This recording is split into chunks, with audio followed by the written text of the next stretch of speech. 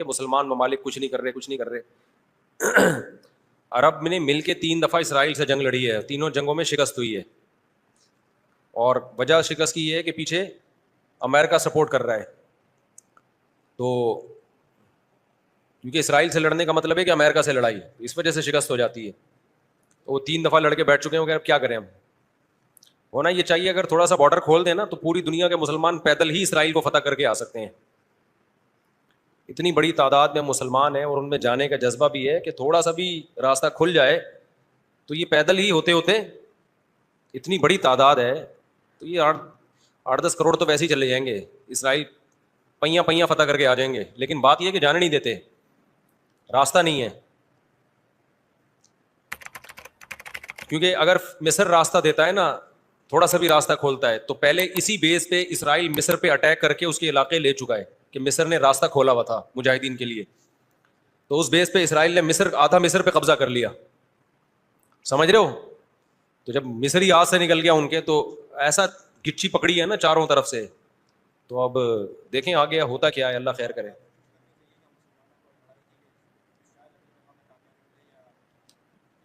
دیکھو ایسی لڑائی جس سے اگلی دفعہ اس سے بھی جائیں, یہ تو کوئی بھی دنیا میں عقل مند اس کا مشورہ نہیں دے گا نا. دیکھو مسئلے کا اگر حل سامنے نہ آ رہا ہو تو غلط حل کی طرف نہیں جانا چاہیے, یہ ذہن میں رکھیں. ایک آدمی بندوق لے کے آپ کو کہہ رہا ہے جیب میں جو کچھ ہے نکال دو, آپ کہیں میں تو نہیں دوں گا لیکن مسئلے کا حل بتاؤ. تو ہم کہیں گے اگر تمہاری جیب میں میزائل پڑا ہوا ہے تو وہ مسئلے کا حل ہے, اگر وہ نہیں ہے تو موبائل پکڑا دو اور پتلی گلی سے نکل لو. تو ایسا کام کرنا جس سے لینے کے دینے پڑ جائیں وہ تو نہیں حل ہے نا. تو ایسے موقع پہ دعا ہے, اور کیا ہے, بد دعائیں ہیں, دشمن کے خلاف بد دعائیں ہیں. کسی کے پاس راستہ ہے جانے کا تو جائے, 100 دفعہ جائے, اناؤنس کرے کہ یہ راستہ ہے, یہ یہاں سے نکل آیا ہے راستہ, تو سب پہنچ جائیں گے.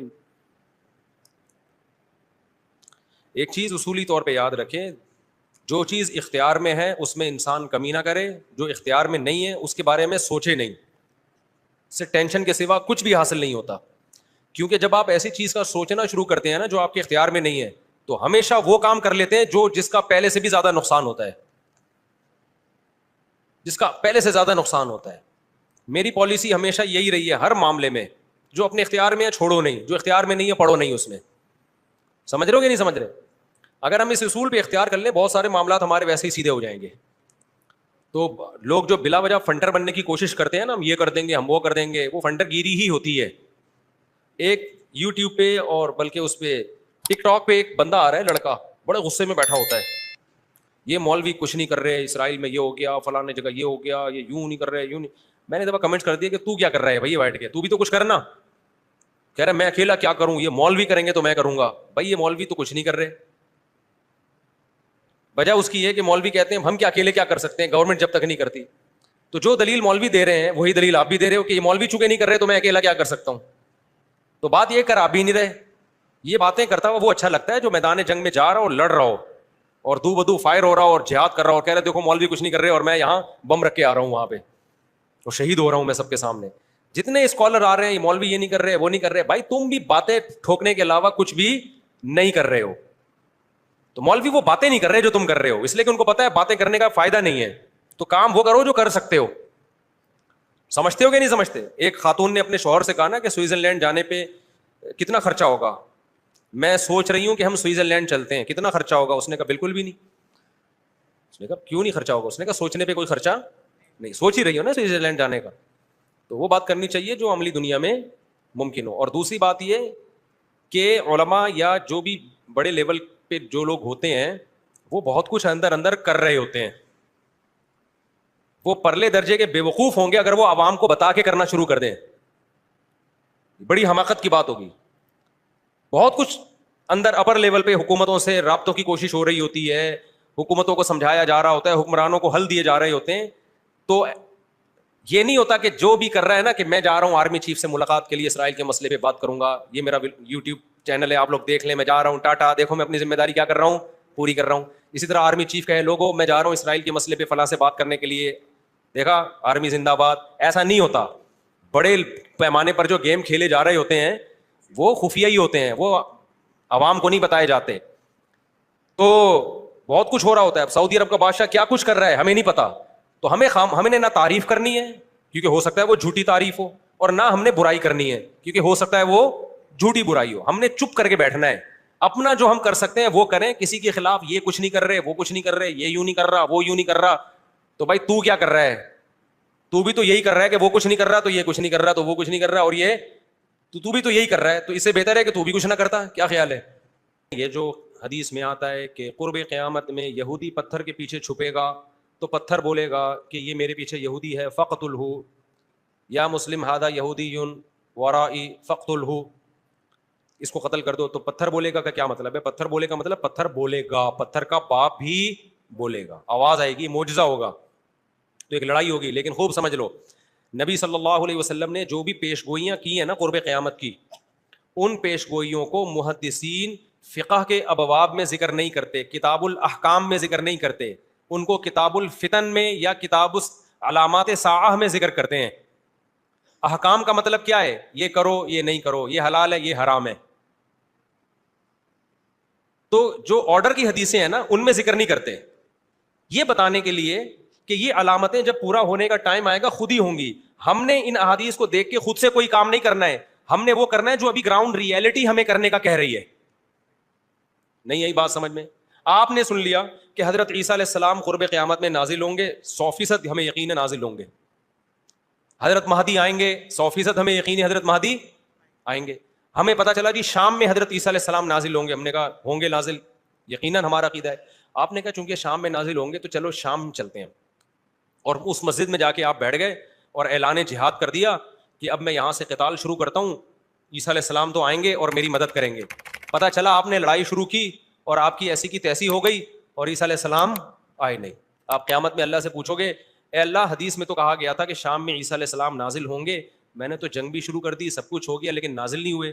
تو اللہ جواب میں کیا کہیں گے؟ میں نے یہ تھوڑی کہا تھا کہ جب تو جنگ شروع کرے گا تو تیری مدد کے لیے آئیں گے. یہ میں نے کہا تھا آئیں گے, میں نے یہ ٹائم تھوڑی بتایا تھا. تم جو اپنا کام ہے وہ کرو, جب انہوں نے آنا ہوگا تو وہ آ جائیں گے. تم گراؤنڈ ریئلٹی کو دیکھ کے ٹائم گزارو.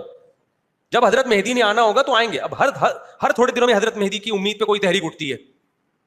سعودی عرب میں جو 1979 میں بغاوت ہوئی تھی, جنرل مشرف کی قیادت میں آرمی نے جا کے کنٹرول کیا تھا نا, وہ بغاوت کیا ہوئی تھی؟ وہ یہی کہ لوگوں نے کہا امام مہدی آنے والے ہیں, تو ایک بندے کو تیار کیا, کل تیرا حلیہ وہ ہے جو امام مہدی والے, تیرا نام بھی وہ, تیرے ابا کا نام بھی وہ, اور اس کو تیار کر کے بغاوت پہ اکسایا اور کہا کہ بس انقلاب آنے والا ہے, امام مہدی آنے والے ہیں, اور یہی آ گئے ہیں. نتیجہ نکلا سعودی عرب نے پاکستان آرمی کو بلایا, چاروں طرف سے گھیر کے سب کو لٹکا دیا انہوں نے پکڑ کے. تو اب وہ اللہ سے قیامت کے دن کہے کہ اللہ امام مہدی تو آنے والے تھے, اللہ کہیں گے میں نے کب کہا کہ ابھی آنے والے تھے؟ ٹھیک ہے نا. تمہیں زمینی ایک مضبوط ریاست ہے, ایک حکومت ہے, پرامن حکومت ہے, آپ بیت اللہ میں اس کے خلاف بغاوت کر رہے ہو یار, جہاں خون بہانا منع ہے. احکام کی حدیثیں جب فقہا بیان کریں گے نا اس میں علامات ساعت نہیں ہوتی. احکام کی حدیثوں میں فقہا کیا بیان کرتے ہیں؟ احکام کا مطلب جو آرڈر سے متعلق, ان میں مسلم کی حدیث ہوگی, بخاری کی حدیث ہوگی, اسمعوا واطیعوا ولو سلط علیکم رجل حبشی کأن رأسہ ذبیبہ, سنو اور اطاعت کرو, تم پر حبشی غلام بھی مسلط ہو جائے. جب بادشاہ بن گیا, جب وہ حکومت کا جب حاکم بن گیا تو آپ اس کے خلاف بغاوت نہیں کرنی. مسلم کی حدیث ہے جب مسلمانوں کا ایک امیر بن جائے, جو اس کے خلاف کھڑا ہو, کائنا من کان فقتلوہ, جو بھی کھڑا اس کو قتل کر دو تاکہ مسلمانوں کا اتحاد نہ ٹوٹے. یہ احکام کی حدیثیں ہیں. سمجھ میں آ رہی ہے بات؟ تو ہم نے ان احکام کی حدیثوں کو فالو کرنا ہے, اور جو قیامت سے متعلق ہیں ان پہ یقین رکھنا ہے, ان میں امیدیں ہیں ہمارے لیے کہ ایک دن اللہ ہماری مدد کرے گا. ہم سے نہیں ہوگا تو عیسیٰ ابن مریم کو نازل کرے گا, اور عیسیٰ ابن مریم تو وہ ذات ہیں جن کا یہودی بھی انتظار کر رہے ہیں, عیسائی بھی اور مسلمان بھی. یہودی ان کو کہتے ہیں مسیح دجال, معاذ اللہ, وہ کہتے ہیں ہماری مدد کی, جو یعنی ان کو عیسیٰ تو نہیں مانتے وہ, لیکن وہ ساری علامتیں فکس کر دیتے ہیں کس پہ؟ کیونکہ ان کی کتابوں میں بھی ہے نا.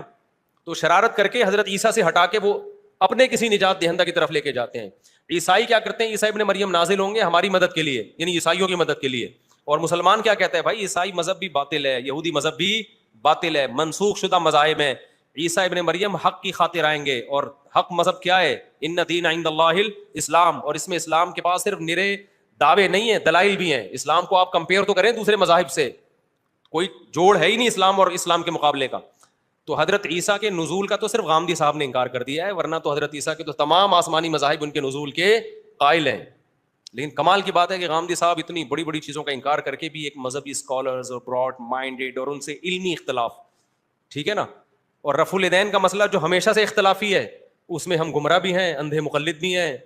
تو یہ آج کل کے اسکالرز میں اعتدال نام کی کوئی چیز نہیں ہے. یہ علمی دلائل نہیں ہوتے, ان کی اپنی ایک خاص قوموں سے نفرتیں ہوتی ہیں ان کو, جس کو وہ مختلف طریقوں سے اجاگر کرتے ہیں. سمجھتا ہے کہ نہیں سمجھتا؟